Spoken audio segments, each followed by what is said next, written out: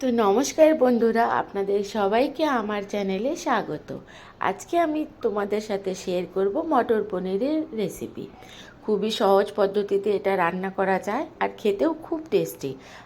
ভিডিওটিকে প্লিজ কেউ স্কিপ করো না, আর আমার চ্যানেলটিকে একটু সবাই সাপোর্ট করো। প্লিজ সবাই একটু সাবস্ক্রাইব করে দিও আর বেল আইকনটিকেও ক্লিক করে দিও, যাতে আমার পরের ভিডিও নোটিফিকেশনটি আপনার কাছে পৌঁছায়। তো এখন শীতের সময় খুবই ফ্রেশ ফ্রেশ মটর পাওয়া যায়। আমি কিছু মটর এখান থেকে ছিলে নেব।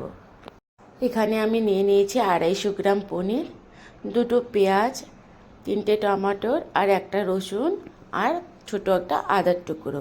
আমি সবগুলোকে কেটে নিয়েছি। পেঁয়াজ, টমেটোর আর পনিরগুলোকেও কিউবস করে কেটে নিয়েছি। প্রথমে কড়াইটা আমার গরম হয়ে গেছে। কড়াইয়ে আমি তেল ঢেলে নেব। কড়াই তেল গরম হচ্ছে ততক্ষণ আমি একটা পেস্ট তৈরি করে নেব আদা, রসুন আর টমেটোরের। তেলটাকে আমি একটু কড়াইয়ে চারিদিকে ছড়িয়ে নেব। এখন কেটে রাখা পনির কিউবসগুলো তেলের মধ্যে ঢেলে দেব, আর পনিরগুলোকে আমি ওলট পালট করে গোল্ডেন ব্রাউন হওয়া পর্যন্ত একটু ফ্রাই করে নেব। পনিরগুলো ভাজা হয়ে গেছে, আমি পনিরগুলোকে নামিয়ে নেব কড়াই থেকে। আমি এখানে কিছু গোটা মশলা অ্যাড করলাম, দালচিনি, লং, এলাইচি আর কেটে রাখা পেঁয়াজগুলো কড়াইয়ে ঢেলে দিলাম। ভালো করে একটু মিলিয়ে নেব।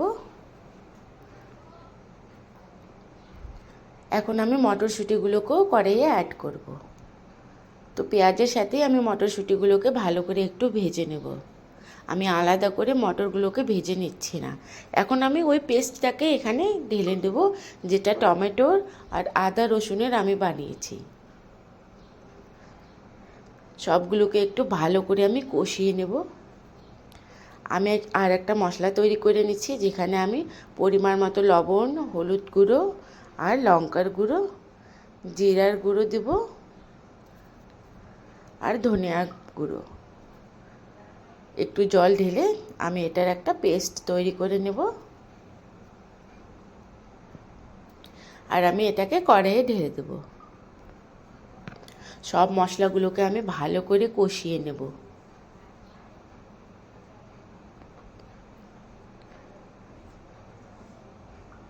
তো তোমরা দেখতে পাচ্ছ বন্ধুরা, মশলাগুলো ভালো করে আমি কষিয়ে নিয়েছি।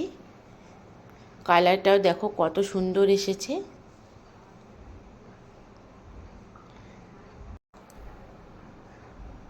এখন আমি এখানে অল্প জল ঢেলে দিলাম।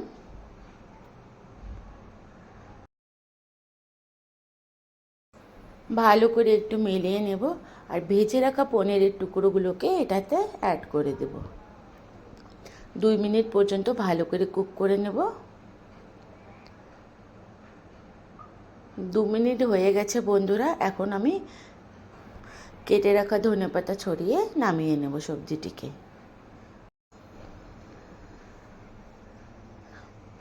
তো খুবই সহজ পদ্ধতিতে মটর পনিরের সবজিটি তৈরি হয়ে গেল।